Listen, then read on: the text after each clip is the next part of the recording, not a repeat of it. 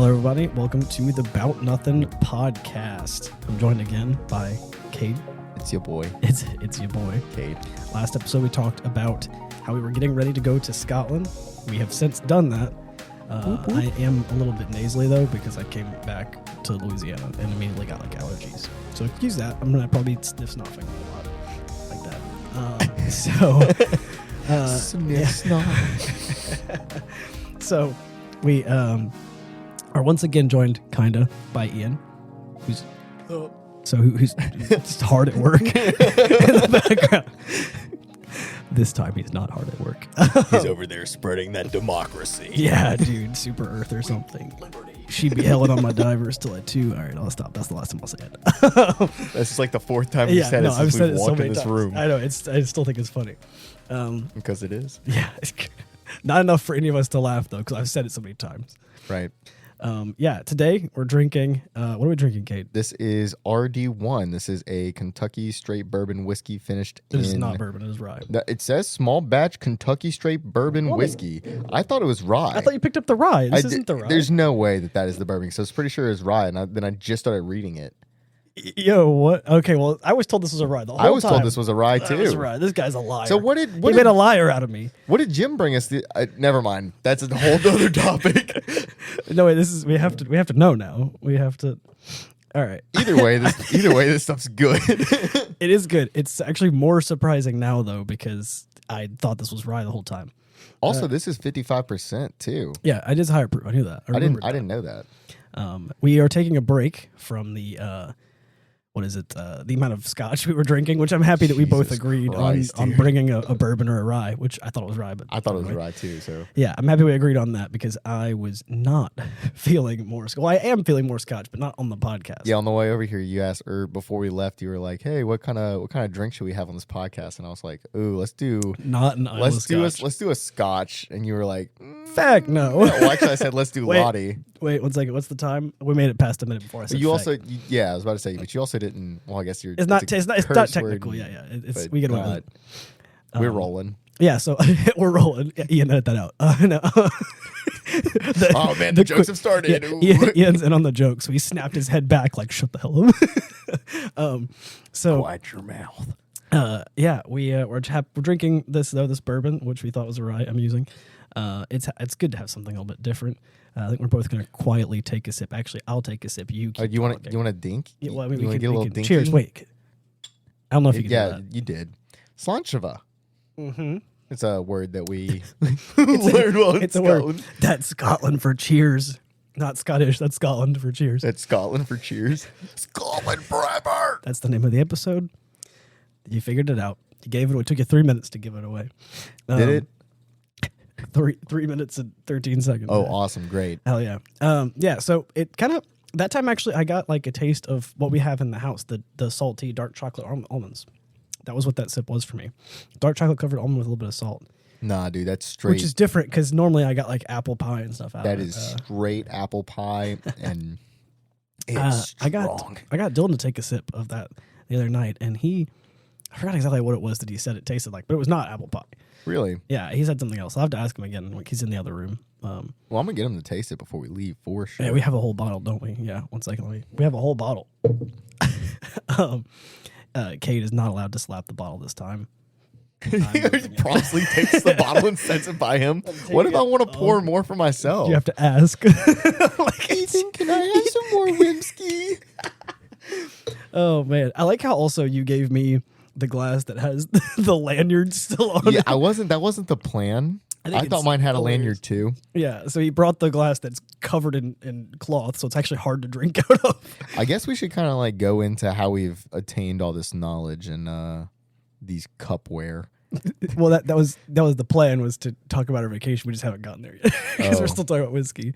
It was a good attempt at segueing though. I was just taking a sip of whiskey. It's not it's still a good attempt. It's not even an attempt. That's what we're doing. So Scotland, y'all. Okay, so first though, I wanted to talk about before we left. Yeah, because we thought it would be a great idea, like the two geniuses that we are. I thought it'd be a great idea to not sleep the night before and drink instead. You drank. We both drank about the same, but apparently that got you drunk enough. Oh that yeah, it did not. No. So in the not really cold, but in the cool air, we went for a run around our subdivision. Keep in mind, I'm already like buzzed at this point. Like I'm getting really sleepy just laying there in the chair. Like Ethan, I'm about to fall asleep, and he's like, dude, you're not gonna be able to wake up on time if you fall asleep. Just stay awake. Dude, do you need to drink an energy drink? Do you need to go on a run? And I'm like, let's go run. And the problem is he's always like, Ethan, I'm EP, but he won't drink an energy drink because then he thinks he won't be able to go to sleep. Like, they're not that effective. You can drink an energy drink and a couple hours will pass and you can go to sleep. But if you need to stay up late for a couple hours, you're good. So that happened. We jogged. We lit some boxes on fire. The boxes could not light your house on fire, but you were concerned, so you made us spray water on it, but the water hose was broken. We legitimately got into drunk shenanigans before we even left for the vacation. I'll admit the fly over to Scotland was pretty not interesting. The food was trash. I learned that garbage. I'm not a big fan. Well, normally I don't mind airplane food, but the way there, it usually sucked. I've had airplane food before too, and it's never been that bad. Like I've had it to where it's just like it's usually pretty mid. It's mid, and sometimes you get some good stuff, but it's usually pretty mid. I think the fly back was pretty good. Yeah, the pasta. The pasta was like baller. It was pretty mint. I didn't like the hot pocket though they gave us. The hot pocket was great. He doesn't like vegetables. Cade's picky. Well, no, if it's not fried chicken or a hot pocket, he doesn't like it. Okay, listen when I say this. When she passed me by and says, "Would you like beef or vegetable hot pocket?" I said, "Oh yeah, no veggies.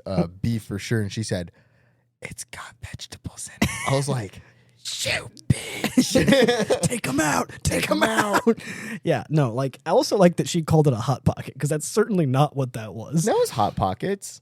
It was just a different brand of Hot Pocket. It is certainly not Hot Pocket's brand. It's not a Hot Pocket. It was some different pastry thing. But what would you label it? It was almost like they put like meat stuffing in apple pie. Well, there was like the apple pie crust things that you see. There's a name for it. I just don't remember what it was. It's not a strudel. It had something pastry on it. But the point is, a Hot Pocket's the best way to explain it. It's just that's not what people are probably thinking of like the good old pepperoni pizza Hot Pockets out there. It was not that. Yeah. But yeah, so the flight there was pretty boring. I don't know. I didn't enjoy it, but I wasn't like Cade getting distracted. I didn't like enjoy it, but I also can't really sleep on flights, so it only kind of sucked. It took us forever to get our baggage from Edinburgh. Oh yeah, I have a picture of you just sitting on the floor looking sad. 45 minutes just to retrieve my bag. My bag was like the last one to come. Well, there's only two of us. My bag took 45 minutes. Ethan got his like right off the bat. I maybe waited 5 minutes, and then his was in like the batch with like the last people that were waiting. So I have pictures of us just waiting on the floor. I took a picture of the big outside the Edinburgh airport. There's a sign that says Edinburgh, and I took a picture of it. And he was like, Cade said like, do you want to just wait for the people to move out the way? And I was like, look, there's like a line of people that are all going to get in the way. Like I'm never going to get a picture without people in the way, and no one's going to move. Yeah, I'll just take this and edit the people out in post.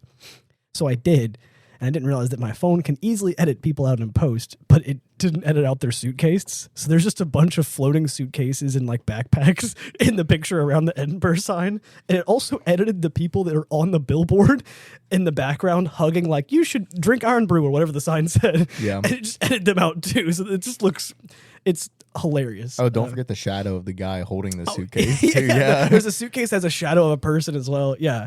It's a great picture. It's honestly, I have to post it. Yeah, we landed there. Again, a little bit. I mean, at least Cade. I was a little bit too, but I know for sure you were a bit hungover, which sucks because the first day I was hungover the entire flight, dude. It was a disaster. He hated it. Every single time we were going somewhere, I was either buzzed or hungover, motion sick. I was just like. It was tearing him up. He's got to see a doctor or something because every time we were going anywhere, he just couldn't. You are my doctor. For legal reasons, that's a joke. Wait, is that like actually like illegal? I like the silence that ensued afterward. I can't call myself a doctor. I'm not. Okay, well, I'm not a doctor. Okay. I guess you could call me a doctor. Hold on. Let me like disclaimer. Emphasize, Ethan is not a doctor. Let me throw in some like verbal air quote doctor. Oh man. So for my hypochondriac. Yeah, the problem is he's such a hypochondriac. So I'm his doctor, and let me tell you, it's not worth it. Don't do it. Any real doctors that are actually doctors out there, just pass on him. Like just the poor soul. Doc, there's a red spot forming on my leg. What should I do? Did you get bit by an ant? Oh shit, maybe. Oh, maybe. Well, maybe. Oh man, yeah. So the first day we tried to stay awake because we didn't want to get too jet lagged. We landed. I think it was poisonous. We landed at 6 p.m. Or no, we landed at 3 p.m. Sorry. So we stayed awake and walked around. Went to a pub, but he was hungover, so he wasn't going to drink. Rigged. We didn't go to a pub first. We stopped at the Advocate. I was saying we went to a pub. We went to the Advocate, which is like a restaurant and pub. We did some stuff around. Yeah. But he didn't want to drink because he was hungover, and I didn't really want to drink that much. I kind of just wanted to eat because I was starving. Because I definitely could not eat the food that was on the flight there. So I got fish and chips. You got a burger, which for your first meal in Scotland, by the way, disappointing. Pog, dude. That burger slapped so hard. Maybe it's just because you were starving, or was it just a really good burger? No, I think I ate the haggis fritters first and was like, this is mid. And then I ate the burger and I was like, this is I was really sad that, godsend. I guess I was happy that you liked the haggis fritters enough to have like 2 bites of it. But personally, I think this haggis fritters slapped. I liked it enough to call it mid. Yeah, no, that's good. That's a good start, honestly. Because everyone. That's all it's going to go, dude. Oh, man. But everyone talks about like, I guess everyone in America talks about haggis like it's some like horrible dish. You're going to hate it. It's because they know what the description is. Yeah. And even had a couple of people that worked at the bars that were like, we don't tell people what is in haggis because then they won't try it. It tastes better than what it sounds like. Yeah. It's basically just sheep's organs. It's just like their heart and liver and shit like that. And it's mixed up with a bunch of food seasonings and stuff and other meats. And apparently it's really good. I say apparently, no, it is really good. I tried it. So we... What are you looking at? What are you doing? Oh, that's your chair. Yes, we've been over this like 1,000 I forgot. times. Yeah, no. I forgot. I was like... I keep What is it? In the background. If you can hear my chair, I'm confusing Cade because I can't sit still and my chair is squeaking, and now Cade's distracting me. Apparently, because I was distracting him. I was like, "What's that noise?" Yeah. Make sure, I need to put my phone on silent. Hold on. Oh man, if you got a ring, I would end this podcast right there. If your family called you me again, at 1:41 at night, we have an issue. I wouldn't put it past them. They texted me about you whenever we were in Edinburgh.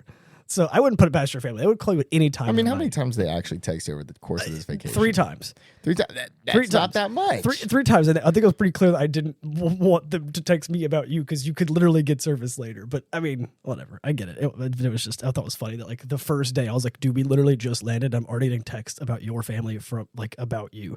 Like, well, I just want to make sure I'm safe. Yeah, that's great and all, but like it's not even been 12 hours that he's been gone yet. Like, so they're gonna listen to this and be like, "Wow, Ethan hates us." It's because he does. I don't. No, he doesn't hate you guys. He loves you. Cade's mom, Cade's dad. You guys are great. They're not going to listen to They're this not gonna podcast. listen to even if they did, the implication still is if anyone else listened to it, I just let them all out. Yeah, they'd be disappointed in the fact that I'm cursing on a podcast. I mean, I've cursed more than you. You have. Don't add that because I'm not 100% sure. But either way, we. I'm gonna keep a counter over here. Okay, yeah. He's gonna use Roman numerals. Yeah. At the end of the podcast, I'm gonna be like, "Well, we've hit." Thanks for listening. 47 and 38, by the way. You're winning. Oh man. Wait, is that less or more winning? Yeah. You do the math. Yeah. We'll just leave it at that. 47-38. We'll give you the numbers and you pick who's cooler. But yeah, so after we got done eating at the Advocate, I think we went back to we finally found our hotel. We had to walk around the back side of the building because we couldn't figure out like their door actually opened. Yeah, the door looks like a window. Yeah. Well, also it's so rainy and windy there all the time that all the businesses leave their doors like closed. But around here, usually if a place is open, like it's either like a big sign that says open and the door's glass, or the door's just always open, or it's a noticeable door. Yeah, it looks like an actual door. Yeah, like a lot of the doors were just like wooden doors with like no signage on them, so I couldn't tell if that was how you get into business or I was breaking into someone's house. Pretty sure we even walked up to a few doors like. It could have probably been for the like business. 9 or 10 in the morning. That was like definitely looks like a business, and we're like. I don't know if, and also we had a struggle with push and pull doors. Apparently, every door that should have been pushed was a pull. That's all I'm saying. They looked. It's not just you. It was not a skill issue. No, I'm just it hit you more than it hit me. But we both had the same thing. We could not figure out if it was a push or a pull door. Yeah, the doors were very pushy. We got those pull doors. Sure did have push energy. That's what I'm saying. But we got to the hotel after looking around, trying to stay awake. And I was like 7 or 8 p.m. We were like, this is good enough. We're going to go to sleep. Yeah, because we were trying to stay awake. That way we could like reset our clock and stuff like that. And I did say like 8 p.m.-ish is like a good time. I think I said 9 actually. But it's a good time around that time to go to sleep. Like to avoid jet lag, just wait until 8 or 9. I think we made it to like, what, 6 or 7? And then we were like, let's make it back. We didn't really go to bed till like after 7 though. Yeah. Either way, at 1 o'clock in the morning, Cade. Yeah, Cade no, woke like up. I straight woke Like, up. I need more information about this. Yeah. So what happened for you? No, like I woke up and then I was like, gurgle, gurgle, gurgle. Oh, man. Stomach hungry. Need food. And then I was like, screwed. I'll just go back to sleep. And I think I fell back asleep for like 15, 30 minutes. And then I like looked over at you and I'm like, are you still asleep? I was like, I really need food. So I just got out of bed because, I was thinking, I was like, and that's 1:30 in the morning. I'm like, if I wait any longer, because I'm having trouble sleeping anyway, if I wait any longer, there will absolutely, positively be no food available to me until about 6 in the morning. I'm like, I'm not doing that. So I wake up, I roll out of bed, and I start putting on clothes. And so when he woke up and rolled out of bed, I woke up. Yeah. But I was like, ugh. Of course, like it's 1 o'clock in the morning. He has to like wake up to piss or something. So I just went back to sleep. Yeah. And then he hears jingle, jingle, jingle, like my belt rustling around or my jacket. I think it was, it was your belt or your jacket. Either way, I woke up again and I was like, oh, he's like getting dressed. Okay. So I like stretched and I was like, what the hell are you doing? It's 1:30 in the morning. I'm going to get food. He's like, I'm hungry. There's a pub like right down the street. They stay open until 3. I'm going to get food. And you want some? Yeah. And I was like, I remember asking like, they have food? And he was like, yep, I already checked. He was like, yep, I already checked. I was like, well, I'm not really hungry because all he had was the burger and like a quarter of a haggis fritter. I had the rest of the haggis fritters, fish, chips, the onion rings that you got but didn't want. Like I ate a bunch. So I wasn't really that hungry. Yeah. And I was like, no, but like I'll go with you. I just have to like get ready. It's gonna take me a while. I know you're hungry. I know for a fact that was a ploy to be like, I really don't want to go. I really don't want to get out of bed. But not really, because like I was down for it, but also I was like, there was a portion that was like, I don't really want to get out of bed, but also like I legitimately wasn't hungry. So it was a matter of like, do you want me to come with you? Because you don't want to go running off on your own. And I was perfectly fine going down there. Yeah, and I was like, but also I was like, it's if I wait if he waits any longer, they might not be selling food anymore. Because it was like 1:30ish, and I was like, if he waits for me, they might close the kitchen at like 2. I don't know. Yeah. So I was like, I don't want him to wait. He was like, I'll wait, and just stood there staring at me. So then I did the like the guy from Up, the meme where he like sits up in bed and like rubs his face. Yeah, rubs his face, then puts both feet on the floor and does slips into his slippers and then like I did that exact shuffles thing. across the floor getting ready. Yeah, I did that exact thing. We walked. It wasn't even down the road though. It was literally from our window. We could see the bar. Like it was just directly across the road. So it was like a 2-second walk. Then you got a hot dog and I got mini hot dogs. Which you got pig in the blankets, I thought. Like that were covered in maple syrup. They were. No, they were just like sausages. They weren't like actually pig. There wasn't anything in a blanket. They were just, or not like in a blanket, but they were like mini sausages wrapped in bacon and then covered that with was like bacon. They were maple wrapped in syrup. bacon. Yeah. And you were like, "This is weird, savory, sweet." It was pretty good. I finished all of them. I liked them. Yeah. But it wasn't my speed, but I did like them. I definitely chose wrong on that food, by the way, because later, like after we got back from Islay, I got the mac and cheese burger. Mm-hmm. Dude.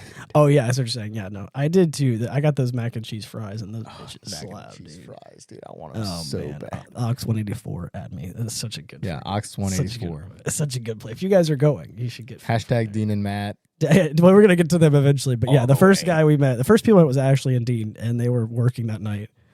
We were like, we just woke up to get here, and they made a couple drinks. We went back. We saw them again when we came back from Islay. Yeah, we met Ian's doppelganger. Oh yeah, that night we met a guy who looked just like Ian, and I texted him like, "Does this not look like you?" He had long hair, just like him. Had the same like facial hair. Mm-hmm. It was kind of weird, but yeah. So we literally after I had a Guinness and another Guinness and some food, went straight back, just slept again, woke up, and we got on the bus. And there's the real part. That's when our adventure finally started. Yeah, it finally starts when we walk in a cafe near, and they're like, "Hey, your tour guide's going to be like this 6'7" dude. You can't miss him. You just can't miss him." The first dude that walks out like with a tour van, because it's like a tour Dude's company. Dude's got to be 5'8". Yeah, he's like 5'8". He's like, like obviously not our guy, and we're like looking around like, And this also, is this like, our guy? He was like too quiet, but I did hear him say something about like a church or something, and I was like, that doesn't sound like Yeah, whiskey. that is definitely not us. And then you see this big dude walk up in a kilt. But also, like from the distance, he opened the door. I don't even know if we actually told him this story. When he opened the door and hopped out, and I was like, he's got a kilt. That's a tall guy. That's got to be our guy. Yeah. And then he was actually loud enough this time. Was like, who's ready to drink whiskey? And I was like, this has got to be the guy. This has got to be the guy. So yeah, we drove around. How'd that bus ride go? I think that bus ride was like pretty good for like, like the first half. Like, okay. There's like, this is a multi-part like thing to talk about here, because for all those who have gone to Scotland or, want to go to Scotland, the views just phenomenal. Phenomenal. Beautiful. We were driving through the Highlands to get to the ferry to go to Islay. So yeah, it's the Highland like, views are amazing. Yeah, there's like mountains everywhere, locks everywhere.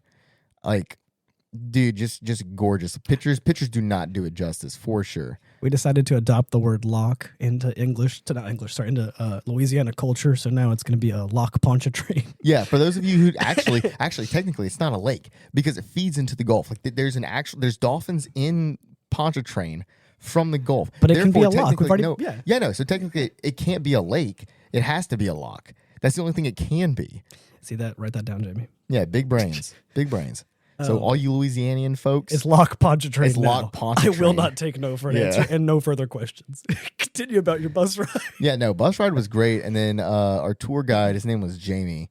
Jamie is like freaking awesome. If you ever do Scottish tours, I should probably say Scottish roots. Scottish roots. Yeah, ask for Jamie. Yeah, ask for Jamie. Jamie was tip well though. Yeah, he was like Jamie. I think I'm entitled to 10% if they tip well. Yeah. Hashtag sponsored. Use promo code Bout Nothin on Scottish Roots. Oh man. No, but Jamie was awesome. There was a point in time where he said where he was just like explaining how the roads work, and this is like right as we passed like the Lowland Highland Fault. Was amazing. He's like, so this is kind of like a good example of Scottish roads. And then like we do this. He mentioned like if you guys get car sick, like just you may have heard, you might not have, but like these roads are going to be a little bit like windy and curvy and hilly. So if you didn't know, and then right as he says, if you didn't know, we basically we catch airtime in this bus going down this hill. And right as we land and we all land back in our seats, he says, "Welcome to Scotland." It was actually the funniest timing. And of course, Cade almost threw up on me whenever we hit that bump. I have. So me and roller coasters really don't get along. I basically fight roller coasters in my nightmares. We'll get into that later. Okay. So like when he hit that first drop, like my body starts like seizing up, and I'm like, oh shit, this is going to be like the entire freaking trip. Holy cow, this is gonna suck balls. So and I think it did for him, but I had a great time. Yeah, Ethan had an amazing time. I mean, like we halfway through the trip, like I remember, because I say really stupid things. First off, we need to backtrack here to when I first landed in Scotland and I got off. I forgot I was going to mention that. We get off the train. So we get off the plane, and you know how like sometimes when you get off a plane, they go into like the, what is it called? The like bridge thing. It's the jet bridge. Yeah, it's like the jet bridge. The bridge thing. So you stay in like a tunnel and you just get like a breeze from outside, and then you're just in the airport. Yeah, you don't actually go outside at all. Well, this time we got one of those ones where they just bring the stairs up to the side of the plane. So you get off the plane and just walk on the tarmac to the door, and people show you where to go. So Cade hops out, his feet touch the ground, and he was like, "Oh my God, this is real Scottish concrete." And I was like, "Are you shitting me?" The first thing that you comment on being in Scotland, is it like the beauty of the surroundings or the crisp, clean air? You're like, holy shit, this concrete is insane, dude. This concrete slaps. Okay, so like I've been on a tarmac before, but I've never like offloaded well, okay, I guess I have, but this is in Scotland. Not outside of uniform, and definitely not in Scotland. So I was like, damn, Scottish rock. Raw. And I think what he was trying to say was like, wow, instead of going to the airport, we just immediately set foot on Scottish soil. That's neat. Like, I get the sentiment, but the way for everyone to hear loudly, everyone around us was like, holy shit, this Scottish concrete is insane. I was like, are you joking? Like, very poetic and profound right there. Yeah, exactly. Cade. At that moment, I realized what I was in for, and I was going to just babysit him. I was like, oh, man. Yeah, I'm like that. I'm like that little kid that wears that rainbow hat with a little spinny thing on it. That was me walking. Please be patient. I'm on. Oh, okay, no, that's you know what I'm talking about? That little kid that with the propeller hat. Yeah, the propeller hat. I thought you were gonna say you had a please be patient. I'm me. autistic hat. And I was no, what? That's a hat. Yeah. Dude, imagine that with a rainbow hat. Never mind. Okay. Anyways, I guess I have to get him that hat now. Okay. Anyways, no. Okay, so backtracking to Bus when we bus ride, right? So on the bus ride when we stop at our first stop, we were rolling up and I was like, oh, cool mountain, and then I flipped out because I was like, dude, this mountain has snow on it. Apparently, he's never seen that before. I have never seen in person a snow-capped mountain. And it didn't look that good on camera. It was big, but like you couldn't get like the angles right. So it looked beautiful in person, but on camera it didn't look that great. But he was like, dude, like, pushing his camera in front of me to take a picture like, oh my God, there's snow on that mountain. And I was like, it's okay. It's the little things, bro. I'm from the swamps. Yeah, no. The swamps. We are indeed from the swamps. This land is flat. This land is flat. It's below flat, actually. Louisiana is like a bowl. How do you make it? So how do you make something negative flat? Ask Louisianians. I don't know. You come here and find out. God. So how is my Earth flatter than flat? It's negative flat. Oh man. So we'll skip because I mean we'll do cliff notes of the bus ride. Cade got car sick a bunch of times. Ended up having to move to the front of the bus after a while. Belvini 12 with he lost miniature it. flasks. Lost it. Which Ethan drank metal. There's a all right, I might have gotten a little bit of lead in my system. Okay, so lead never hurt nobody. Actually, it hurt a lot of people. I think high velocity lead poisoning is definitely a thing. High velocity? Oh, like lead it's getting bullets. shot. Yeah, never mind. Yeah, Yeah, there you go. Yeah. Takes a little bit sometimes. Dude, okay, that was me the entire trip. Like, I couldn't make a joke without explaining it to him. I couldn't show a meme without explaining it to him. But generally, I actually get... Anyways, So we got I'm tiny, not stupid. we got, Sometimes. we got tiny flasks, and he got a mini bottle of the Balvenie 12, and I filled my flask up, and he was like, "You're not gonna actually drink out, are you?" And I was like, the liquor is gonna kill anything bad apart from maybe lead," and then I drank it anyway. I also poured a little bit on the floor. Sorry, Jamie. All that happened. We go to Open and we tour the distillery, and it wasn't a great first distillery tour experience. And I think it was kind of just because when we walked into the room with the washbacks, dude, that was like... it smelled like cheese. It smelled... The people behind me were like, that dude just said it smelled like cheese in here. And I was like, am I wrong? Am I wrong?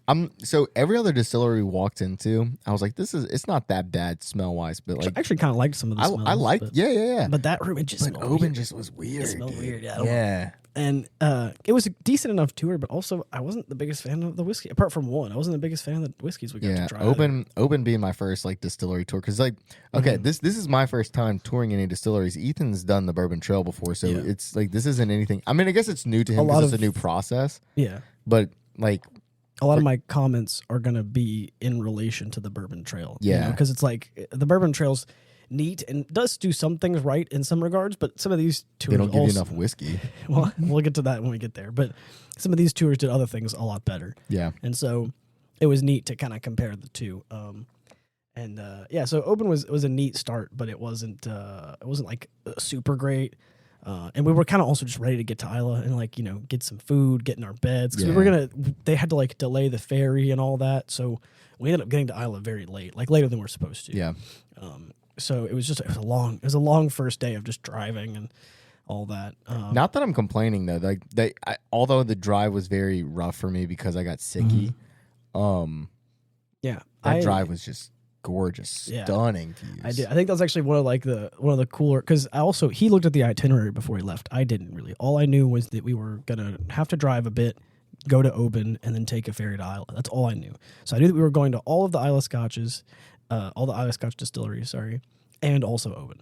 Yeah. That's all I knew. And basically, for me, it was like, I kind of wanted it to be a surprise what we're going to do next. I wanted every day to like wake up and look at the list and be like, holy shit, we're doing this today, which I didn't end up having to do because the big three I wanted to go to first were the first day. Ardbeg, Lefroy, and Lagavulin. All of those were the first Those were your day. big threes?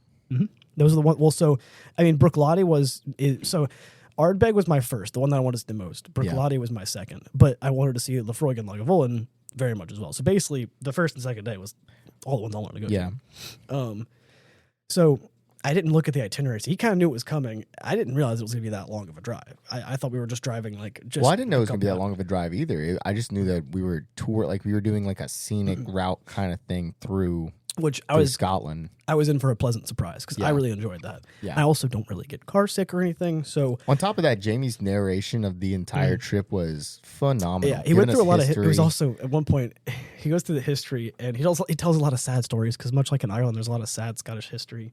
So he's talking about like, oh yeah, we fought the English and then we fought the Vikings or like was it the Romans? He said he was like we fought the English again, we fought the Romans, we fought the English again. And I think we fought the English one more time, and there are two people from England. Yeah, we fought ourselves a little bit too. We never stopped really doing that. And there were two people that were from England right behind him. They both looked at each other like, God, makes you feel bad to be from England. So I told him later, I was like, well, it's not like you guys did all that. They don't like your government, but they sure do like you. Like, you guys are all right, but boy, they don't like where you're from. So, we didn't get to Islay until far later than I thought we would.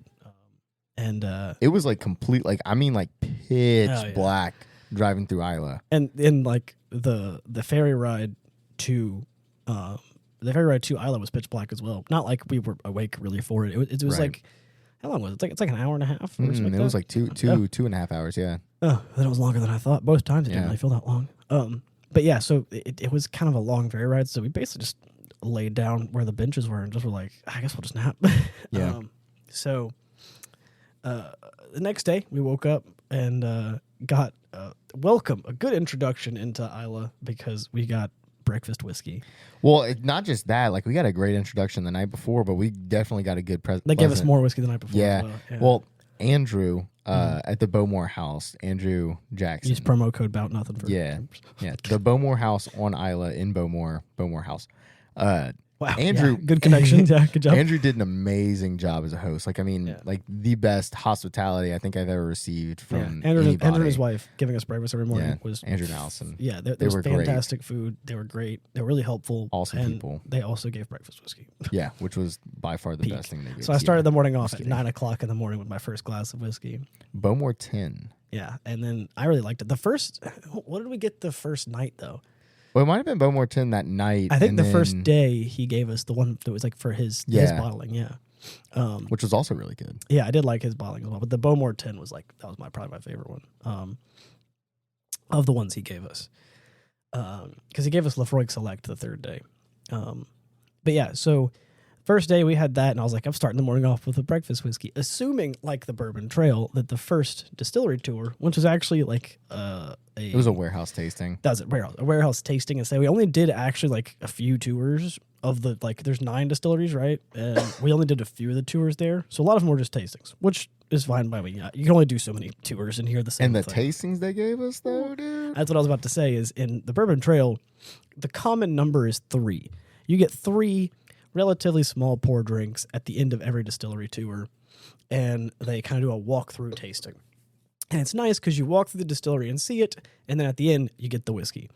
I'll admit, I like that layout more than some of the other things we did, because we did these half tours where they'd give us a whiskey and then walk with us, and then they'd give you whiskey again. I think that was only for like 2 tours. I know Oban did it, and well, there was a couple that did it, and there was a couple of tours that were similar to that, and I wasn't a big fan. I didn't feel like I could sit down and actually sample and taste the whiskeys as much, because I feel like I was trying to pay attention and walk and follow while drinking. I didn't like that as much. I like the layout where you do the tasting. Sit down, drink the whiskey, have a second to think about the whiskey. Mm-hmm.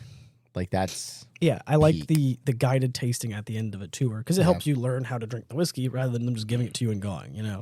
And usually the common number is 3. And on the Bourbon Trail, the one that had the least was 2, and that was Angel's Envy. They just had their bourbon in their rye. Yeah. Everything else had 3. A couple had 4, and I think Wild Turkey gave us 5. The first day, Lagavulin gives us 5 cask strength, straight from the barrel whiskeys, and then she didn't even care if you answered the questions right. She'd just pour you more. Yep. And Charlie was great. So at 10 o'clock in the morning, I'm 5 whiskeys deep, or 6, sorry, because I had one for breakfast, and I was like, oh, this is a vibe. We go to Ardbeg next for lunch. They poured us 5 more whiskeys. Yeah, at this time, like, but we had lunch at that time, We too. didn't know so, we like, had lunch. We were... And they're spaced out enough that, like, someone with a smaller tolerance would have been out of it. But, like, I drink whiskey a lot, so I guess I just kind of have a tolerance. But Yeah. I was feeling it. Like, at lunch, I was like, yeah. Yeah. You were feeling it so much that you took some of my wee beastie. I kind of forgot that I did that. I'll be honest. You had it right there, and You were so far gone. You just forgot you took. I wasn't even that far gone. You just really wanted my. I was like, yeah, I don't think he's gonna drink this. Yeah, shit. he literally, like, in the middle of eating, he's finished with his dram, and because I'm like the slowest drinker out of all of us. Which is why I wanted to do that. Legitimately, everybody set their glasses down. They're like, oh yeah, we're waiting for our next pour, and I'm over here just like half glass full, just still sipping on my whiskey because I sip my whiskey really slowly. Because they don't pour you that much. Like, it's really hard for him to babysit it like he does. You know? I like to enjoy it. I do too, but I just can take sips. Like, you're done with your whiskey don't already take- here. Yeah, I don't take chipmunk level sips. Sorry. Like, wow, that's a death stare right there. I just called him a chipmunk, and now that's rage. It's because of my cheeks, huh? Was that what you want to say to my face? You're looking at me. I am. So, Ian, edit that out. So the next one we went to was Lefroy, right? Yeah. Yeah. So yeah, Lagavulin. Yeah, it was Ardbeg Ardbeg and Lefroy. Lefroy. Yeah, I really liked Ardbeg. They gave us the 5 like mainline ones, which was cool. It wasn't necessarily the most unique. A lot of the other ones gave you almost every tour. We got like cask strengths that you can't get anywhere else. Yeah.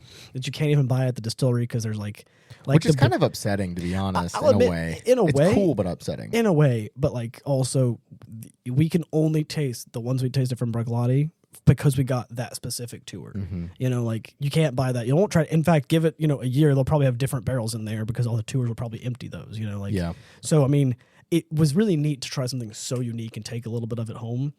But also, it did kind of suck because it toward the end, especially at the Johnny Walker, like the very last thing we did was the Johnny Walker Princess Street experience. And one of the things they gave us was something that you can't buy just for demonstration purposes because they gave us all the things that make Black Cameron Label. Bridge. Yep. They gave us all the things that go into Black Label, and then they gave us Black Label to try and pick the flavors out, which was a unique experience.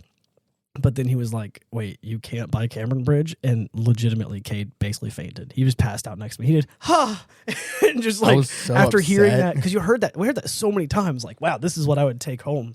Because we have to also, take them across the border and check our luggage and stuff. So, like, we were trying to save space for the things that we really wanted. And a lot of the ones we really wanted were not purchasable. Yep. So we were like, "Ugh." Like, damn. That said, the ones I did purchase, I was very happy about. I won't go into too much detail about them, at least not now.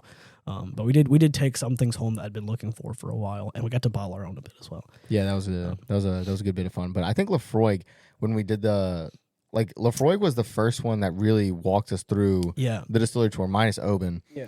And to be honest, like one of the best like experiences to like actually understand. I think that's where I really started to understand it, and then like I finished up towards the end of the tour understanding how whiskey is made at Kalila, because Kalila did an amazing job. At, They had that Johnny this Walker thing. money. Yeah. Yeah. So I think Lefroy's tour was really solid. It was a good introduction. I liked the tasting too. The only thing is that I feel like I had just enough to drink that I don't think I really appreciated what was poured for me. No, I agree. At Lefroy, so I'm actually a little bit. I think I have a couple of them because I got the driver's drams and took a couple home. You still have those? Yeah, I have the Lefroy Cargis that they poured us in another one. Jesus, dude, I only have Bruichladdich, and I don't know if I'm ever opening those. Whatever. You literally like the first day we got back, you were like, "Do you guys want to try that Octomore 20-year-old or whatever that we got from the?" You haven't opened it? You decided not to? No, I still have. It's 7.3, and I have not opened It's 7.3, and it was like a 2013 when it was bottled. I'm probably going to open mine because there's absolutely no reason to leave this. Like if I keep the bottle with the writing on it, it's neat because I got to drink it. But it's like half full, so it's just gonna like go and start tasting. Oh, funny. I have 2 full ones. How do you have 2 of them? Someone else gave you one. No, because Katrina poured so much into the nice. glass that I took a Nice. few sips and I was like, man, this is good. And she's like, yeah, well, you're never going to see these ever again. I was Yeah, like, oh, okay, cool. Just immediately pour that into my I didn't realize that you got 2 full ones. Again, he drinks like a chipmunk, so I drank like a lot of my glass, and then I poured it, and I have a half full glass as well. So I have some, and I'm probably going to drink it probably whenever we get home, honestly. But it's neat. I got to take some of these little tiny bottles home from Lefroy, and I'll try them again. But it was just, at that point, it was like, ugh. I can't pick out the difference between these because I've drank a bunch of peated whiskey, and these are also peated as well. And in my opinion, Lefroy, it doesn't. At least not one of the ones I've had. There's not as much depth as the Lagavulin and Ardbeg had. Yeah. So I think that on top of me already having 11, 12 drinks at this point, trying to taste Lafroig, I don't think there's that much depth to begin with. The funny enough thing is, like, so when it comes to just Islay, I get, you get peat. It's the obvious flavor, and then you have to like kind of like dig. I don't even think that's past necessarily the like obvious flavor, like peat. I think that some of the ones that I like at least, and that you've tried, are like the heavily peated ones. Yeah. So you taste it a lot. But Ardbeg has like a completely, I'll say this. When it comes to every Islay that we've tasted, I don't know if I could like directly pick out Ardbeg from those, but to me, in my mind, it has a distinction apart from all the rest. It tastes maybe not different. blindfolded, but we've already seen blindfolded that Ardbeg 10 for me. It's and again I've drank it like the most, but it's like one of my favorites because again it has a unique palate that dips between the smoke and the peatiness and like campfire and like charcoal in between like sweet and fruits and zestiness. And for me, it keeps going back and forth. And so I like Ardbeg 10. It's my personal favorite. So naturally, going there was one of the biggest things for me. You know what we should do? We should try doing maybe blind, but do a tasting comparison on to all the flagship whiskeys, Islay whiskeys from each of the distilleries. Yeah. I mean, we could. It'd be fun. Pretty dope, yeah. So, because it might actually change my perspective. Because I personally have like 3 favorites from the island. Because I don't know, they just stood out to me the most. So I think it's neat though, because again, like the Lafroig, I think the Lafroig quarter cask I'm pretty sure it's a peated Scotch, but it's like much sweeter, and it's actually kind of harder to tell. Not harder, but not as easy to tell it's peated as Ardbeg 10 or Lagavulin 16. I'll admit though, we had a Lagavulin 16 cask strength, and that's one of the most hyped up peated Islay Scotches that I know of. Like everyone talks about Lagavulin 16. I'll admit again I had a lot to drink at that point already. Not really like a lot, but enough. I didn't really see it. I liked it, but it was all technically the hype, your 5th dram of the day. 6th, because we had breakfast whiskey and we had 4 before it. So that would be I already had 5 before we got to Lagavulin 16. That was the last one. You had one at the Bowmore House as the last one of the tasting, and we had 5 at that tasting, so it would have been. No, I had your so 5th. I had 1 at Bowmore House, right? And then we drank 4 before that one. 2, 3, 4, 5. And then we got the Lagavulin 16, which was my 6th whiskey of the day. It's math. He looks blown away by that. Your jaw was dropped whenever I just said that. What did you put in this whiskey, dude? Drugs. Drugs. Ketamine, believe it or not. So... Disclaimer, do not try ketamine. Yeah. Disclaimer, Ethan's not a doctor, and do not put ketamine in alcohol. I didn't really, I know I got the cask strength as well, and I got to try after that. I got to try the regular one, but I don't know. Again, I guess when something's hyped up, you'll never really understand the hype. Yeah, because I think it might have set the expectation a little too high. I kind of agree with you. I did like it though. I did, and I thought it had a nice like depth of flavors, and I thought that it had like some like a nice smokiness and like kind of a meatiness, and it had some like nuttiness there too. I did enjoy it, but it just compared to some other things that I'd had, I didn't think it was. I wasn't that big of a fan of Lagavulin, to be honest with you, which is kind of. I think it would have been better if I got those and had like water to put in them. Yeah. And I guess there was water to put in, but I didn't have like a dropper, so I just pour too much water into it. I think a couple of them were better with a bit of water. Normally I don't do that. Yeah, I think some of them not being cask strength might have helped a little bit. I mean, like, cool, we got cask strength. I like, and I do like cask strength. I like cask strength too. I mean, you get a little bit more flavor sometimes. It's weird because the water, like watering it down, right, when they're trying to proof it down, I think does help and can help. But I think it just depends on the whiskey. It definitely depends on the whiskey, whether it tastes better, proof down or not. I think one of the things that's nice about cask strength is that it becomes, whenever you add a couple drops of water to a cask strength, you basically get a second drink, right? Yeah. You water it down and you get something that's like completely a little bit different. Yeah, a little bit different. Whereas if you get like a 40% and add water, I think it flattens a lot of it. Sometimes it blooms a little bit, but I think it flattens for a good amount of the drinks. Mm-hmm. But when you get something that's cask strength, it's like 60, 59%. You will add a little bit of water, and it actually opens it up a little bit if it was too intense for you or something. Yeah. So I think that's neat. But generally, I don't really add water to many drinks. That said, last night I did Ardbeg Heavy Vapors, You did? And I did 2 drops of water in it as well.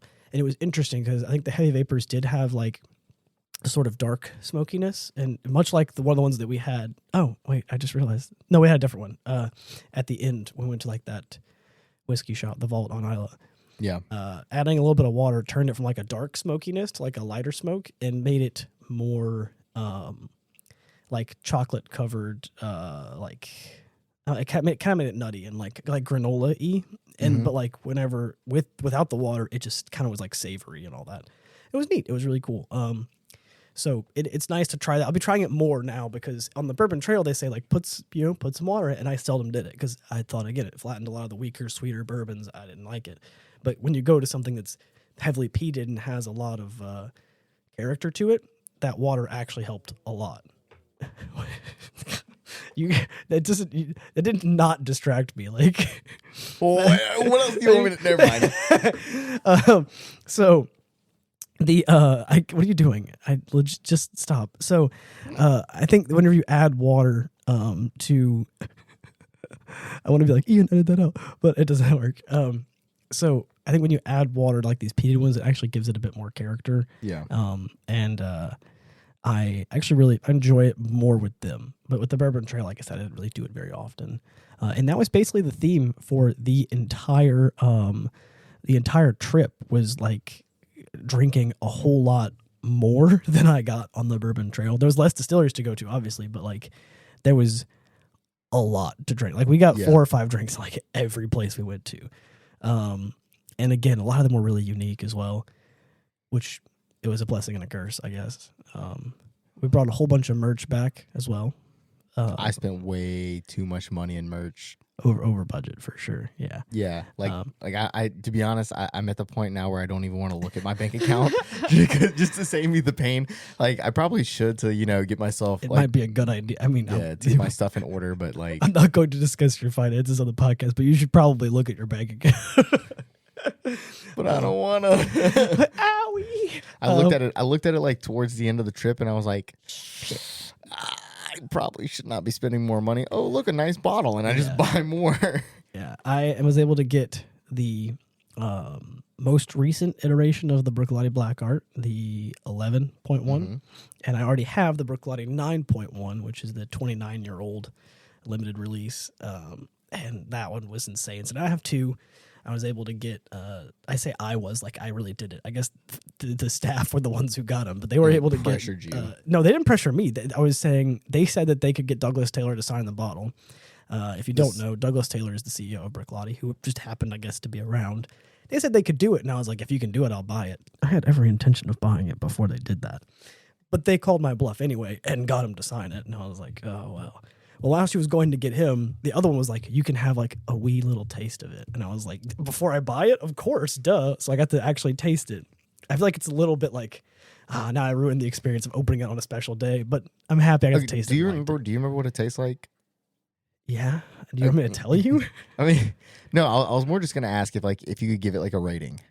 I'd probably rate it high, but I don't know because I got it was a very they said a wee taste. They meant like a wee taste. I got like I got one sip that was probably a good sip for you, but I think I take bigger sips than you. So it didn't seem like a very big sip for me.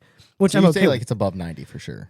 Yeah, no, for sure. But I was getting into that. I only got the one sip, so I can't really rate it because I don't rate until I've had like a glass, like 3 or 4 sips of something.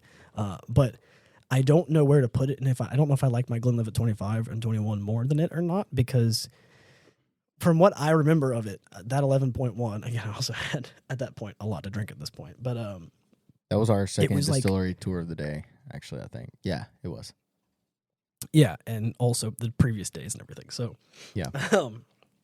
I'm trying to think. So I remember taking the sip, and it felt like kind of thick. It was like oily. It was like caramel in your mouth, kind of.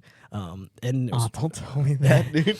And then, well, you said to describe it. No, you're right. No, I told you to rate it, not to describe it. Well, too late. Okay. Sorry for everyone who's there. I've already described. I can Spoiler stop. Alert. I can stop, but this is the one that's still on the market right now. No, you can buy stop. it. Keep going. You just can't figure out what you want me to do. So it's still on the market. This one is currently for sale at the distillery. There were still bottles left. There was like 6 or 7 of them on the shelf whenever I took the one that they got him to sign. And so now I have a bottle signed by Douglas Taylor, which is kind of dope. But it was, like I said, it was almost like caramel, and it did have like a sweet kind of caramelly vibe, but it was actually really fruity, very sweet, fruity. It was kind of candy apple kind of stuff, and like berries. And I don't really remember much of the finish. I don't know if that's because it didn't have a huge finish, or if it was just because I got a smaller sip and then went straight to, holy shit, this bottle got signed, you know? Yeah. So I don't remember very many characteristics of it. You know, you got to kind of sit and mull it over to really get a lot of the more dynamics. But from one sip, I got a lot of stuff, and I really liked it. It was also impressively smooth. And the fact that the CEO took time out of his, you know. Oh, yeah, he had better things to be doing, but they were like, do it. And on the picture on his face, like, it looked like he was stoked to be doing it, but also like, did this kid really just want me to sign the bottle? Like, really? Like, I'm pretty sure they said he was going into a meeting too. Yeah, no, like it's literally in a hallway. The picture that I have of him signing it is him. Apparently he's really tall, so they had him like take a knee to sign it because you can't get him on camera. And so he's there signing it, like about to be doing something. Again, probably far more important than signing some 20-something's bottle, but I have it now. So thanks. Not only that, like you had to take a picture of somebody else's picture. Yeah, no, well, that's because they didn't want. That's because they probably just didn't want my phone number. I mean, they probably just didn't want to text me the picture. So I mean, I understand. Because that's why I was like, how do I get the picture? And she was like, it's simpler if you just. I was like, that's a good point. Like, because I was gonna try and get her on WhatsApp or something. So. Oh yeah, if only you had an iPhone to airdrop it. Oh, that's crazy. I hate iPhones. Don't at me. I think they suck. I got away from iPhone ages ago, and my life's been better for it. I just want to note that you literally just rolled your eyes 3 times while saying that sentence. Yeah, because I say it 4 a lot. times now. Good job. Yeah, that was there we go 5. Yeah, no, it's because I get a lot. Everyone who has iPhones is like, I spent $4,000 on this phone and the screen breaks immediately. And I'm like, oh, crazy. I've dropped my phone so much and it's still like in perfect condition. You must be a skill issue. Like, it must be a skill issue. Yeah, so I personally like my phone. I've gotten away from Apple and I'm better for it. But that's beside the point. Everyone, it's like a Stockholm syndrome. Everyone who has Apple and iPhones is like, oh, I love them. And they get away and they're always like, God, best decision ever. But yeah, so I was able to get that. And then we also bottled our own at Brooklady as well, which was really cool experience. Do you want to backtrack to Bowmore real quick or not really? Because that was second. We're not really going in any particular order. Oh, we're not. Okay. I wasn't at least because I mean I talked about the vault a little bit and how we tried smoke trails there. And so that was the one that I was describing, similar to heavy vapors, where when you add water and stuff. So I was kind of just bouncing back. Did we try? I think I was definitely too. Yeah, no, you were too far gone. But we did. We tried smoke trails. We tried a couple of things actually. I don't remember what all they were. I think I have a picture of what they were, but I think I had the Brooklady 15, maybe 18 is what it is. I had that. Either way. But yeah, we tried. So we went there. But yes, Bowmore. What did you? Dude, Bowmore. Bowmore was amazing. Mm-hmm. I loved Bowmore. Bowmore, for those who don't know, Bowmore is the oldest distillery on Islay. It's named after the city, or maybe the city's named after it. Neither way. Anyways, Bowmore, like from like the big takeaways that I remember from Bowmore was that freaking bottle they had in their showroom. That they had like a $70,000 bottle. It's like $50,000 for like the liquid inside and $20,000 just for the decanter or just for the bottle alone. Like crystal decanter. It's like the crystal decanter, like 50-something years. Freaking nuts. Yeah. Also, I think they also told us that their number one their oldest bottle they had like it was like a 55-year or something that was on display. There's only like a few bottles of it, and it's really expensive. Yeah. But then they made one bottle that's 56 years old, and it was only one bottle. It's a single bottling, and some collector sold it, and they were doing it during like a charity thing, a charity auction. So they said they sold it for like $560-something thousand to that guy, and all that money went to like help the schools in Scotland, which is really cool. But I don't know the full story, so I could have just butchered that. No, that's actually about the same story that I told people. So I think we're pretty much. That's what I remember, but just in case I got any details. My number was $543,000, but we're close enough. I thought it's only $20,000. When you get above $250,000, 20 is nothing. When you get above what? When you get above like 50,000 for me, you're not even 50,000. You're in a completely different, separate ballpark when you're talking about whiskey. Yeah, but the difference between 50,000 and 70,000, I think, is a bigger difference than between 540 and 560,000. No, it's huge. But like no, I get it. I would never okay. I would never buy. I keep saying this, but that's kind of not true because I've already towed the line. I was gonna say I would never buy a bottle that's like $1,000. I can't see a situation where I would do that, and I've already towed that line. So I can't see myself buying a bottle that's $2,000 or more. I mean, if I had the money for it, I might just as a collector. No, if I had like heck you money, I probably would. But like heck you money, yeah, you know what I'm talking about. You guys know what I meant. So if I did, but don't. So I'll just keep collecting things that are. I don't even want to say affordable because again I have expensive stuff, but I'll keep collecting things that are in my price range and not $20,000 bottles. Yeah, Bowmore is great though. You picked up a bottle from Bowmore, right? Yeah, they had I might say this wrong. So again, if you're out there, don't at me. But they have a Facial release, which is the Island Festival on Islay, and every time they have that festival, apparently, if I remember correctly, they have small releases for the festival. So they do like small bottlings for the festival, and they try things. So apparently, they have like the Ardbeg Dark Cove. There was a release for that during the festival. Yep. The Bowmore 18 year that I bought was also done for the festival. There's only 3,400 bottles, and the one that I got was 3,250. So You went back and checked it? Yeah, 3,245 or something. Yeah, so Okay. I just rounded up because I knew it was something around there. But I have bottle 3,200. There's 3,500 bottles of it, and I got it because we did get to try it while we were there. Mm-hmm. But I really liked it. But also, it was kind of a collector's item. I don't know if I'll open it. I did really enjoy it. I enjoyed it a little bit more again, like with a lot of the other options. A couple drops of water, I really opened it up and gave it a more chocolatey, but like a light chocolate, like a milk chocolate kind of thing. Yeah, it gave it like more of like a chocolate cake kind of vibe. And so I really enjoyed it. So I was like, I'm gonna buy it, and then I realized that there's such few bottles of it, and I was like, I don't know if I will open it or not. But either way, I do have it, and it's good. So if I decide to open it, I have the bottle if I want to collect it, and if I don't, I have the liquid inside the bottle. Yep. So. In fact, that's the exact same whiskey I gave you because I had my driver's dram for that because I didn't drink all of it. I took some of my Bowmore 18 on top of Arthur's seat when we got back, and I gave it to you so that you could, since you have the bottle, I was like, here, this is a little bit more memorable for you if you did decide to keep it for collector. It is neat. And so, the tallest point in Edinburgh is Arthur's Seat. It's a mountain, I guess small by mountain terms, but by people who are from -20, below sea level, it's, flatter pretty than flat tall. Earth. Yeah, but we're negative flat. So it was pretty tall for us, okay? Climbed to the top of it. Cade, I think, almost died a couple times going up Dude, there. no, I did. No, there's points in times where I legitimately had just, like, if I would have, like, By no tripped means. or passed out, I would have fallen down that mountain, broke my neck, and died. Sick. A vacation is not fun unless you have at least one near-death experience. Right. We'll get to another one later. Did we have another one? Not really. Well, I I semi did. But Quasi. At the top, I got to the top like a whole, and by no means, I don't think I'm in that much shape, but I got to the top a whole like 15 minutes before Cade, and I was like, dang, bro, like, where's he at? And I saw you down there like chat with people, and I was like, bro, he gave up. Like, hey, this is the man that lifts people for a living. I've been out of the military for a hot minute now. you're like, yeah, getting shot at was enough for me just once, all right? Yeah, then I started eating a shit ton of chicken fingers and got bad.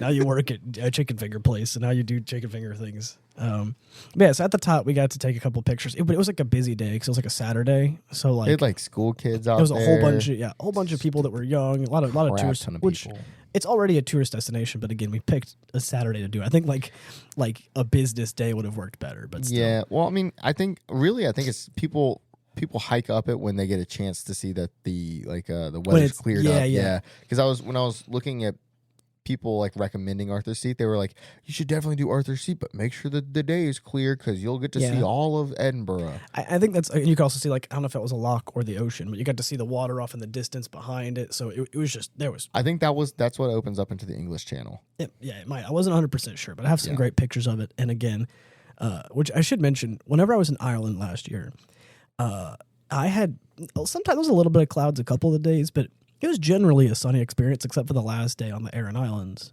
and I got rained on, and I didn't really care because it was cool to go there and see it anyway.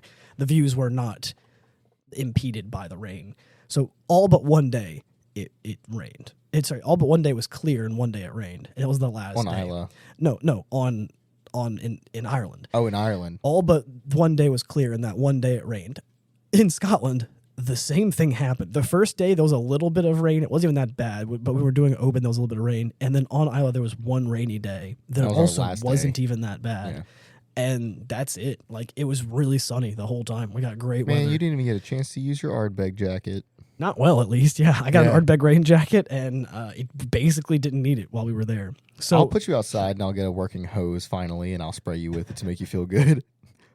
I'll take that offer just because it means that you're going to buy a functioning hose. Then the house will actually have a water hose. So you're telling me that if I get a hose, I get to spray you while you wear your Ardbeg jacket? Hell yeah! It's a rain jacket. This is legitimately on tape now. So like, this is on record. If it means he'll buy a hose, he's cheap. He's not gonna buy an actual hose. Don't worry, guys. This isn't gonna happen. Dude, I'll get the good hose too, bro. The good ones. You need that good water pressure. You need that good, but yeah, spray. I want you to spray my ass right off. You get that out. Oh man. Yeah, so I did get the Ardbeg jacket. Didn't really get to use it, but the thing is, like, I don't know. It's nice to have that kind of weather though, because you don't really get that lucky. A lot of people go and travel and don't get that lucky. So yeah, they didn't get to see anything. Like we even saw Northern Ireland from one of the distilleries. It was a clear enough day that we could see out in the distance. I think that was when we were at Ardbeg. We were looking across the waters. Yeah, it was really the Irish. It was sea. really good time. A really good weather as well while we were there. And so we get to do Arthur's Seat, which again, like I said, it was busy, but I think that was the time of day and how clear of a day it was. Maybe it's just always that busy, which if it is, I guess it is a kind of tourist spot. So whatever. But yeah. So overall, what was your favorite part of Brooklady? Oh, I was minus like my favorite part of the vacation was probably Brooklady. Really? Well, probably. I mean, there's a lot of things that are peak that are pretty close, but I think that Brooklady was one of the tops because I got to do a lot there. I mean, we held up like the entire group there because we ended up bottling our own, and then I ended up having to get getting to get Douglas Taylor to sign the bottle, and I got a very expensive. So the group didn't really, from what I gathered, at least from what Jamie said, because I did say like I feel bad for taking this long, and he was like, "This is like a cool moment for you," so like I don't think they care. So hopefully the group didn't mind too much, but I still was the second coolest moment because there's another time that we really held up the group so long that Jamie was like, "Well, I got to drive these people back to Bowmore now." I didn't really want to go into detail about that one, but yeah. So my card was after I told my bank that I would be going to Scotland and then made expensive purchases. But I guess my second expensive purchase, my card got declined, and I had to literally fight with my bank on the phone for what was basically an hour and 20 minutes, which was annoying because they wouldn't unlock my card. They were like, I can't identify it's you. And I was like, they were like, this will take 1 to 10 business days.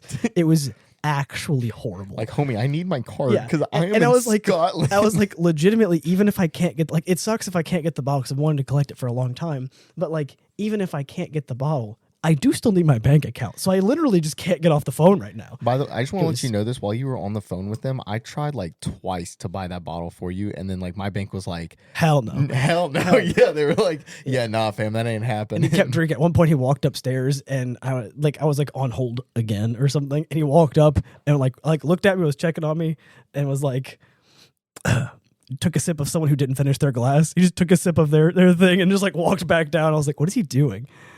So yeah, it was amusing as hell. Apparently he didn't want me to tell you they took a sip of someone's glass, but they didn't finish it. It was been thrown out anyway. Okay. So the disappointment on his face. Tracy, don't hate me. What was she gonna do? Was she gonna drink it? I mean, touche. Yeah, like it was a glass that had stuff sitting in it because someone didn't finish it. So he walked up and was like, "Oh, neat," and just grabbed it and put it back down, looked at me, and was like, "Shh," and then walked back downstairs. I was like, I was definitely not sober at that point. Yeah, no, he was blasted. The whole ride back, he was like, you know what? Most people would be like, "I'm not drunk" when they're drunk, or like, you know, I'm a little drunk, maybe I'm a little tipsy. I'll tell you, like, I'm a little tipsy. That usually means I'm drunk. Cade's not one of those people. No, I'll just the whole ride back. He's like, "Oh my god, Ethan, I'm drunk. Holy shit, I'm drunk. Why is everything spinning?" It's like he's never been drunk before, and he has. As soon as he's drunk, you will know. If on this podcast he's ever drunk, you'll know because he'll say, quote, "Ethan, I'm drunk." just except more panicked. That's factual. I can second that. Oh yeah, I forgot. Ian's also seen you drunk. So the one time that you see me drunk, I told you that I was drunk. I'm pretty sure he's seen you drunk twice. Dude, you were so drunk that one 4th of July, like you were just sitting there, like you actually laid on the floor next to the sofa. Going, well, you tucked into. Yeah, Ian, I'm drunk. Yeah, no. I don't remember that. You tucked into Dylan's bed and then he kicked you out and he just laid on the floor in the hallway. So like even when I'm also factual. Yeah. That's we couldn't find you, and I was like, "Don't worry." He was just like honk shoe in Dylan's bed. Dylan's like, "I have to go to sleep," so we just dragged you out of it, and then you just fell asleep on the floor.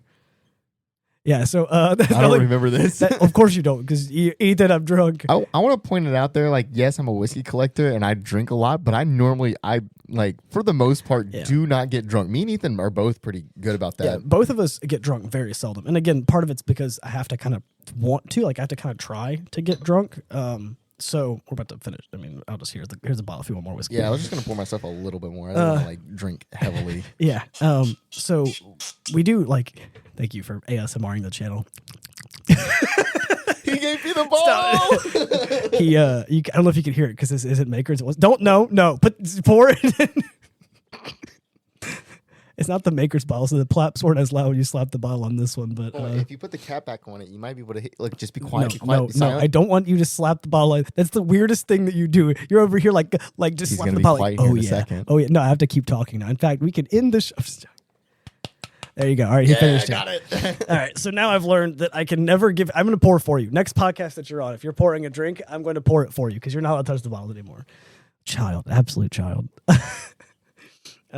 So I kind of forgot what we were. Oh yeah, 4th of July. It has nothing to do with Scotland, but yeah, anytime we're drunk. This is our second time we're talking about 4th of July. Yeah, again. I know. This is like well, I was a pivotal moment in my existence. That yeah. Well, I was trying to remember where we were at. Okay, it doesn't have anything to do with Scotland, but still, we don't backtrack. 4th of July.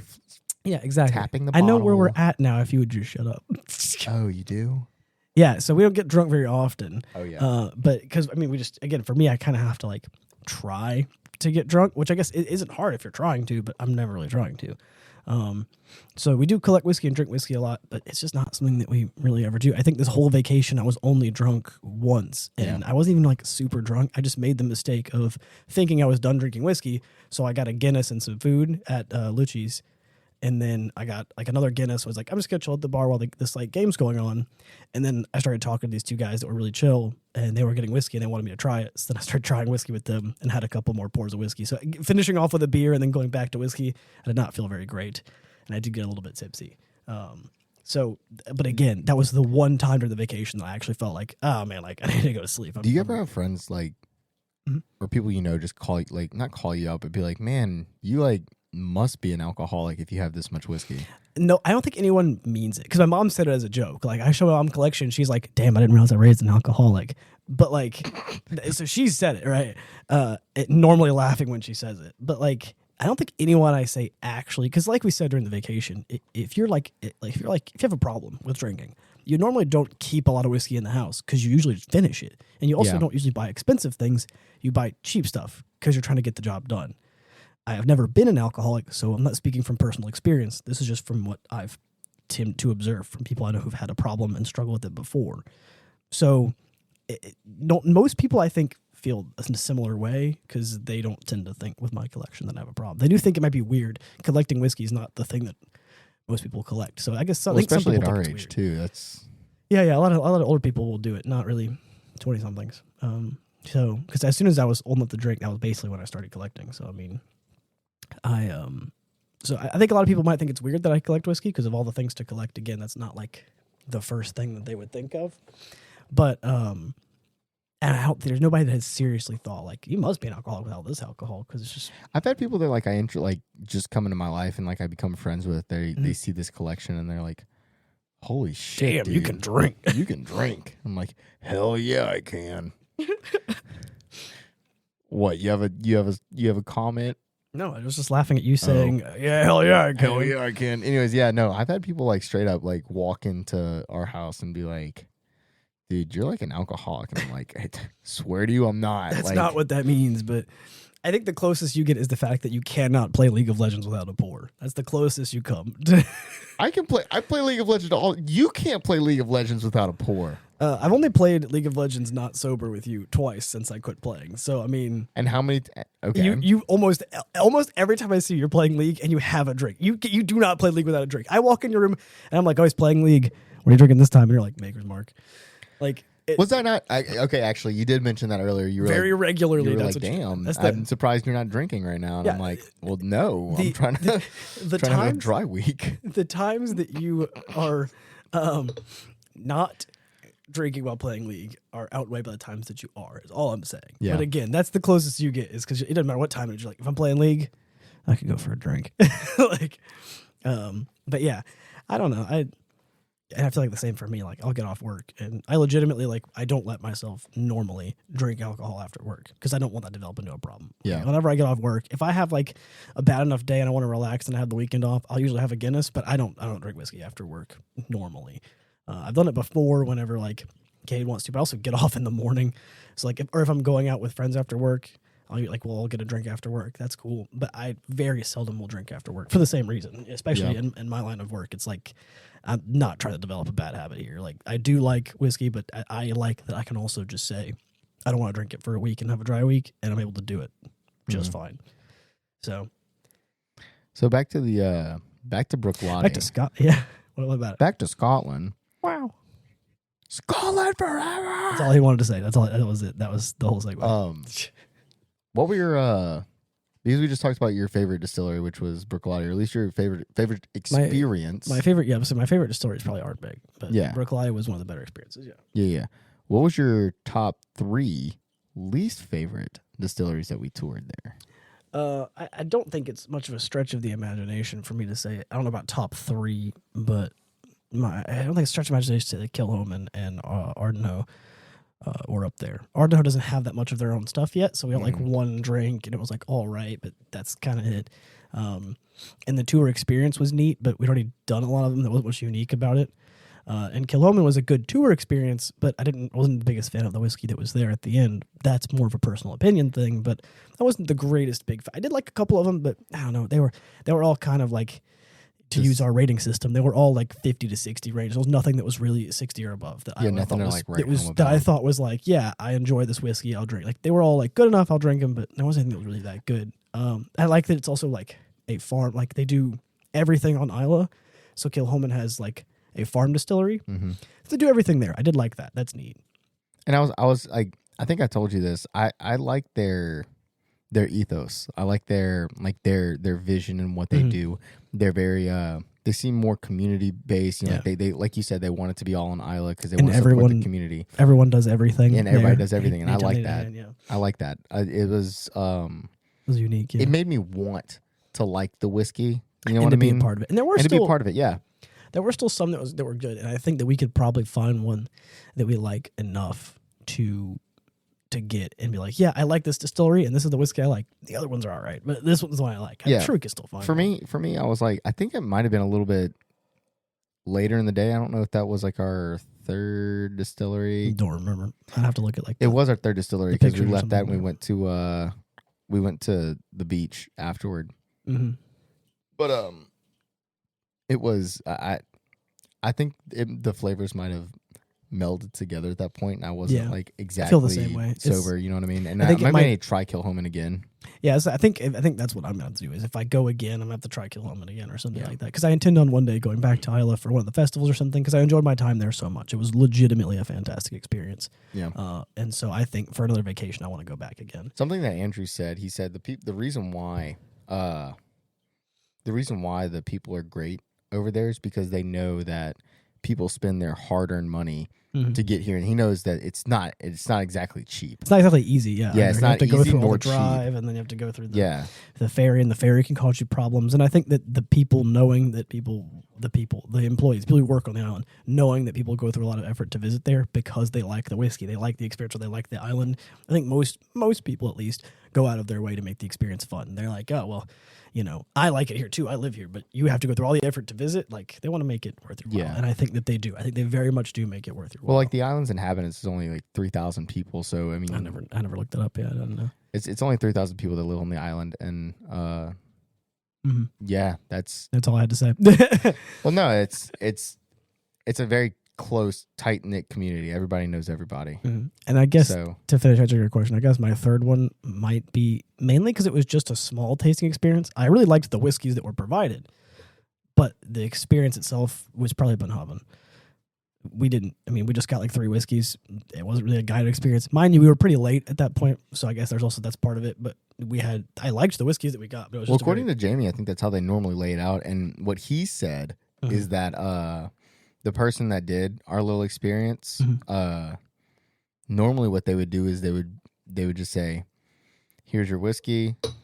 That's Bunhaven Yeah. 12-year and Yeah, then they just wouldn't walk away. No explanation. So the person we had was even more charismatic than actually it sat wasn't- down with us yeah. and been like, hey, this is what you're drinking. This is the history behind it or the Yeah. story behind it. And I think that it wasn't a bad experience at all. But as far as like on the island goes, it has to hit my list of the ones that weren't as fun as the others. The sad thing is or it's not as sad, but this is what I'll say about this. The tours themselves, the marketing they can get off these tours is profound because like you said, like we said, the people that come to this island, they spent their hard-earned money to get there. It's not easy to get there. So when they leave the island, that experience goes back with them. Like this podcast, us sharing our experience with other people. You know, I know some whiskey drinkers. You know some whiskey drinkers. We're gonna tell them, hey, or at least I will. I'll be like, hey, Brooklotti, freaking love Brooklotti. They had an amazing experience. They gave us awesome whiskey. Yeah. Like I love their whiskey. I love the taste of their whiskey. That brand follows them outside of their country. And the more people that I expose to Brooklotti or whatever whiskey I expose them And to, recommend the tour. yeah, recommend the tours to them. The more that sponsors Brooklotti, which in turn helps the island, helps their business, and helps it helps the community grow. Which that's. I think, sadly, because Bunhaven didn't really do that, it didn't really stick out to me. So if somebody asked me, like, hey, so would you drink Bunhaven? I'd probably tell them, like, yeah, the whiskey was all right.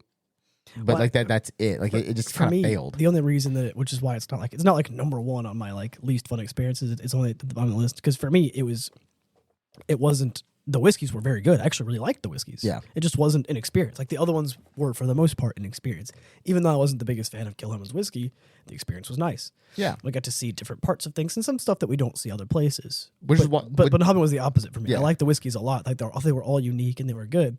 But the experience was kind of just a tasting, a very small tasting at that. which is why I would talk way more about Kilhoman than I would talk about Bunhaven. Yeah. Like, I like the whiskeys. They weren't that bad. Although I was also... Sloshed. I wasn't sloshed, but I definitely wasn't sober at that point, and No. it was it wasn't anything to write home about. Sadly, I mean, besides finding a dead What about sheep. you? What is Now we're just slandering the reputation here. We did go and tell them that we found a dead sheep in the ocean, like out the outside of their distillery.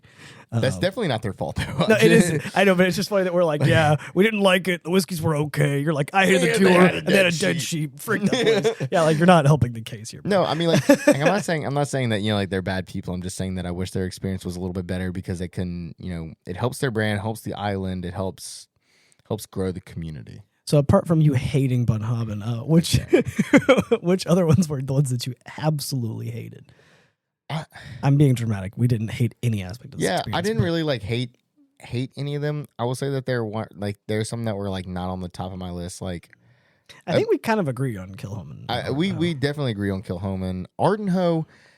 Okay. This is sad. Our tour guide was new. She said that was her first time being in a big group. Ardenho's one of the newer distilleries on the island. Like they hadn't even created their they are just now. Mm-hmm. I'm pretty sure they said they were dropping that bottle in May, like May 4th or something like that. It's like it's a younger bottle and it's a newer bottle. Yeah, something so completely new. Something like. And apparently, and I think Jamie said that like a couple of the tour groups before us didn't get to try that bottle, so it's also new that we're being able to try it. Like, that's not so they're fresh. Everything they're doing is pretty fresh. Yeah, which is why I feel like I can't hate on them too much because and I know I've kind of like hyped him up so much, but Jim McEwen was part of the process on starting up the Ardenho distillery. And if you don't know who Jim McEwen is, just look him up. Just look up because we're approaching time and I'll talk about him for the next 3 hours. Okay, the short synopsis. Oh God, he worked for Bowmore for 40 years as their cooper, then worked his way as the master distiller, helped open up Brooklotti and kind of helped them develop it into what it is today. Then he stepped down and now he's doing some things here and there, and one of those things was Ardenho. He's a local legend on the island. Yeah, I feel like I can't really. It's kind of like whenever I went to the Bardstown Distillery in Kentucky, they were another young distillery doing different things. Like they didn't have their own spirit yet. They had I think they only had one of their like fusion cask release where they do like blends with some of their spirit because it's not good enough at the time for them to like have their own bottle. Yeah. So like I liked the experience. I thought it was really cool and it was really forward thinking. And they were doing all sorts of new stuff with whiskey, but like I only got to taste like one whiskey and they got us to try like the new make and that was it. So like, it's the same thing with Ardenho. Like it wasn't like the coolest experience this time, but like, I mean, I guarantee you in 2 years, it'll probably be a much cooler experience. And it'll keep going up, you know? Yeah. They also had really good, well-priced merch compared to the rest of everybody else. That bag I got was like 30 pounds. Dude, it was cheap compared to everything else. Like if I had more money to spend, I probably would have spent, even though like I wasn't a big fan of Art and Ho yet. Yeah. I think their merch would have been really cool to snag if I wasn't. I got like a satchel that was like 30 pounds, which is a really good deal. It's pretty well made. It's a pretty well made satchel. Yeah, real leather on it too. Yeah. Wait, he grabbed it, snatched it out of my hands, and did. That's real leather. I was like, what is this guy? You got the nose over here. Top 3 favorite distilleries. Okay, I'll go quick though because we are approaching time, like I said before. Top 3 would be Ardbeg, Bruichladdich, and what are your 2? What are your 3? Because those are the 2 right now. In order right now, it's Ardbeg and Bruichladdich. Bruichladdich for sure is on my top, along with... Actually, no, I might swap those. Ardbeg's my favorite distillery, like top for my favorite. But for the experiences that I had, because we just did lunch and a brief tour with the tastings, I think Bruichladdich had a better tasting experience. Yeah, Bruichladdich, yeah. So my favorite distillery is still Ardbeg, but I think that my experience on Islay, Bruichladdich takes the first one, Ardbeg's the second one. And then I think Lafroig might be my third, actually. I think in terms of like experience and whatnot, I think top in experience and tours. Yeah. You go. I'll say Bowmore. Either Lafroig or Bowmore are my number 3. Yeah. One of the 2. I'm not sure which one though. In terms of tours, I think or like tastings, tours, people that we encountered, Bruichladdich definitely at the top, along with Bowmore and Lafroig and Caol Ila. Those are I just kind of gave 4, even though I was supposed to give 3. Whiskey tasting though, dude, whiskey. Bruichladdich for sure, Bowmore and Caol Ila. My top 3 by far, for sure. Yeah. Love those 3. I mentioned while we were there that Caol Ila was more of what a lot of the tours are like on the Bourbon Trail, like because they have that Johnny Walker money. It was a bit more like, again, forward, dynamic. There was a lot more interaction. You actually got to see the process, and there was visual cues. So like if you're trying to understand how whiskey is made, everything you needed was there. So as far as the tour experience goes, that was probably the best on the island. Yeah, for sure. Because it wasn't, even if we had a very charismatic tour guide, but even if we didn't have a charismatic tour guide like we did, it still would have been easy to understand what was going on. Because again, there's so many visual cues and things. So I thought it was a really good tour. Last thing I definitely need to say is I ran into the sea. Oh yeah, he wanted. I guess he wanted to add that. I guess there's enough things happen. We have to have another episode about this later, but we'll have a different whiskey cast. We'll probably call back to this later. But yeah, cliffhanger. I'll tell you how I ran in the sea.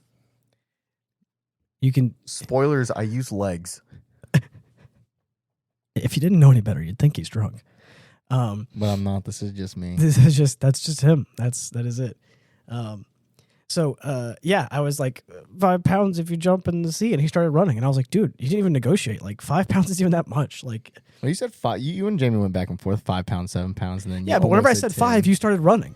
And I was like, I legit, you couldn't negotiate. I was willing to go up to 20 pounds. And this guy's like, 6 pounds, deal. And just started going. Like, I don't want it to run in the ocean anyway. That's why I didn't even have to offer you more because you were going to have done it anyway. It was cold, bro. Yeah, it was a pretty cold day. So, thanks for listening. On that note, Cade ran into the sea. Don't worry, he didn't hurt himself this time. Thanks for listening to the Bout Nothin Podcast. I forgot to mention last time, so I will do it this time. We do have a YouTube channel at Hindsight Studios on YouTube. Some people I know I've sent the YouTube link to, so they're listening here, but you can find us on Spotify as well.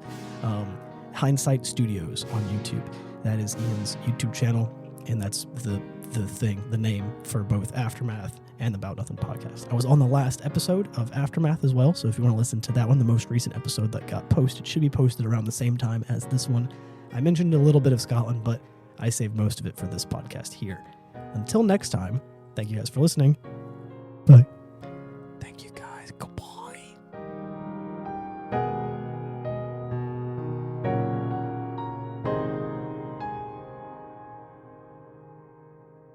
I can finally sneeze. Achoo! I've been having to sneeze this whole podcast. Bless you.